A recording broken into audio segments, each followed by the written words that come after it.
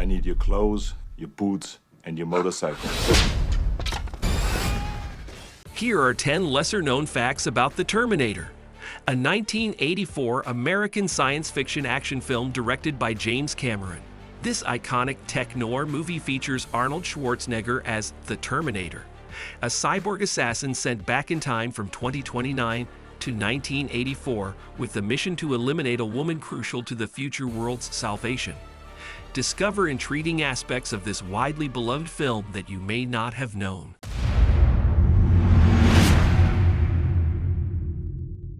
In Poland, the film The Terminator was given a different title, The Electronic Murderer. While the movie retained its original name worldwide, an exception was made for Poland. This change was due to the translation of the word Terminator into Polish, which meant apprentice at the time of the film's release. Consequently, the title was modified to reflect the action-packed nature of the movie, as nobody would be interested in watching a film about an apprentice. However, when the sequel Terminator 2: Judgment Day was released, it carried the same title used in other countries, as Polish audiences were already familiar with the meaning of the Terminator and knew what to expect from the follow-up. The original Terminator film initially explored the concept of sending two Terminators back in time. One aimed to eliminate Sarah Connor, while the other served as her protector.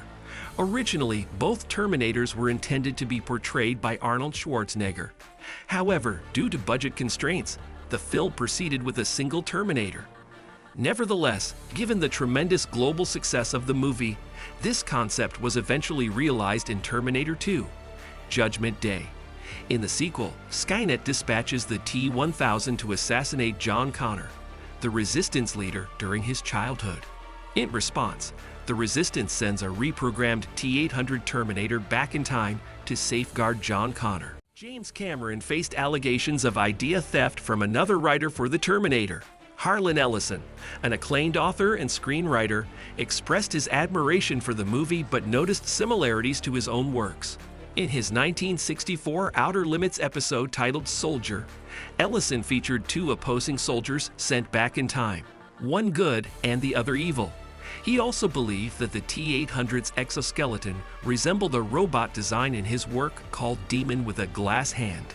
As a result, Ellison filed a lawsuit against James Cameron and the Terminator distributor, Orion Pictures. While Cameron viewed Ellison's suit as opportunistic and baseless, Orion Pictures preferred to avoid a legal battle. They warned Cameron that if he chose to fight the case and lost, he would bear the financial consequences alone. Consequently, the parties resolved the lawsuit outside of court. It is worth noting that Ellison has pursued other legal actions for alleged copyright infringements, targeting entities such as the creators of In Time and the long-standing internet provider AOL. We'll start at the beginning. Born 1954, Ontario, I don't Canada. recall. More or less. Renowned filmmaker James Cameron embarked on his directorial journey with only one movie under his belt, The Terminator. Before that, his earlier film, Piranha 2, The Spawning in 1982, received a lukewarm response upon release. Undeterred by the setback, Cameron was determined to achieve success and found an unconventional source of inspiration for his next movie concept. During a period of intense fever, Cameron found himself immersed in a profound slumber.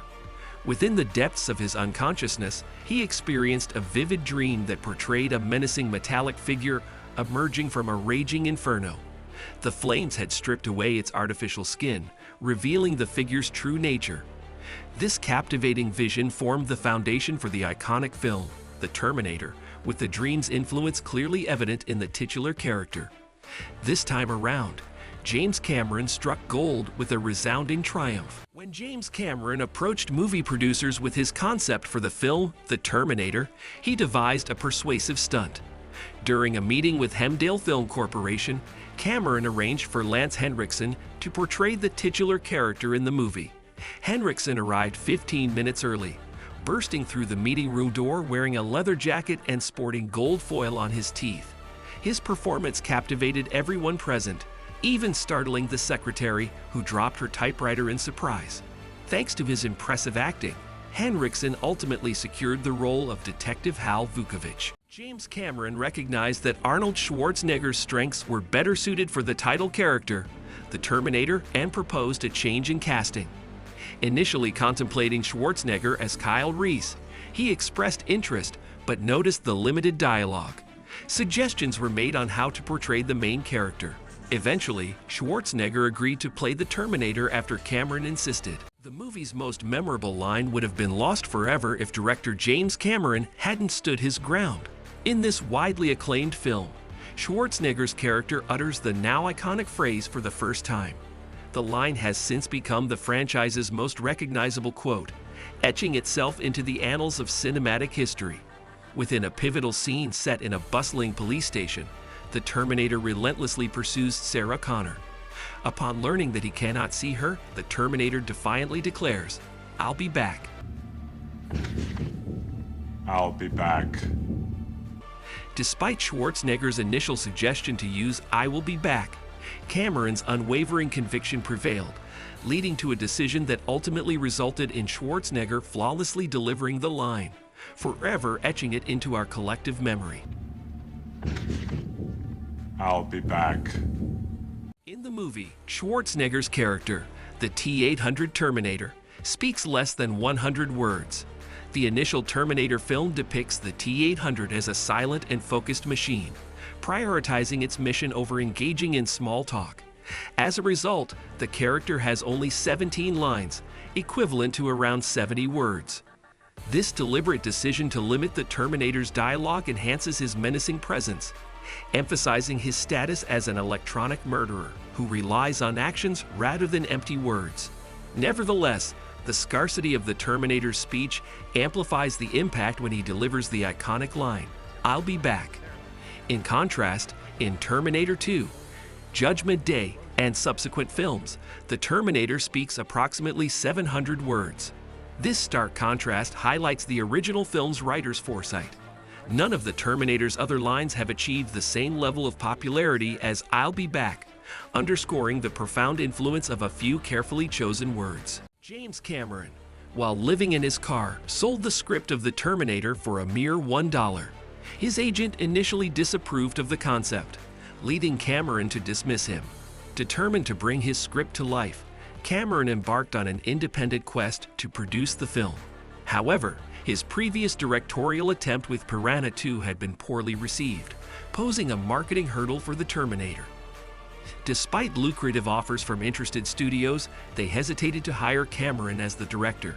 Cameron, driven by his desire for creative control, eventually struck a deal with co-writer Heard.